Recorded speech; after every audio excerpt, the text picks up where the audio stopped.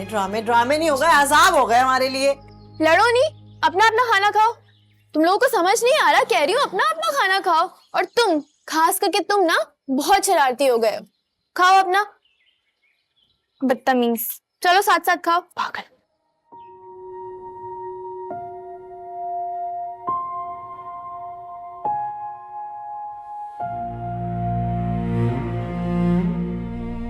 क्या हुआ, आज फिर मुंह फूला हुआ है?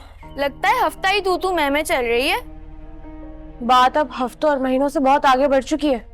मतलब ये कि भाभी अब मुझे ताने दे देकर घर के काम करवा रही हैं कि मुझे अगले घर भी जाना है। और ये कि भाई से डांट पड़वाने की धमकी अलग। सनाब, एक हल है मेरे पास। अगर अमल करोगी तो घर के कामों से मुकम्मल आजादी, बल्कि ये समझो कि घर से ही निजात। बताऊं? अरे वाह, सुनो, अगर ऐसा हो जाएगा ना तो मजा ही आ जाएगा। मजा तो तुम्हें आएगा, इसमें मेरा क्या? मैं समझी नहीं। मतलब सारी सहूलियात तो तुम्हें मिलेंगी, मैं तुम्हें मशवरा देकर कितनी रकात का सवाब कमाऊं?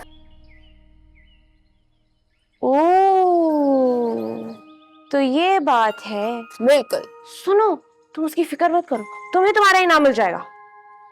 ओके। ओके की बच्ची, ओके तो बोलो।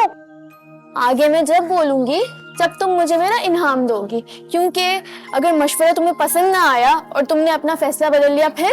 यार, तुम्हें मुझ पे यकीन नहीं है क्या? मैं बोल रही हूँ ना, तुम्हें इनाम दे दूंगी। अभी बता दो ना प्लीज। पक्का? पक्का वादा।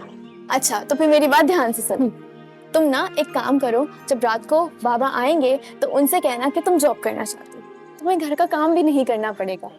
और जब तुम रात में आओगी तो क्या ही काम करोगी, और रात में जब तुम भाई से ये कहोगी तो वो खुश हो जाएंगे और तुम्हें डांटेंगे भी नहीं। फिर उसके बाद तुम बाहर जाया करना, घूमना फिरना, और रात को वापस आ जाना।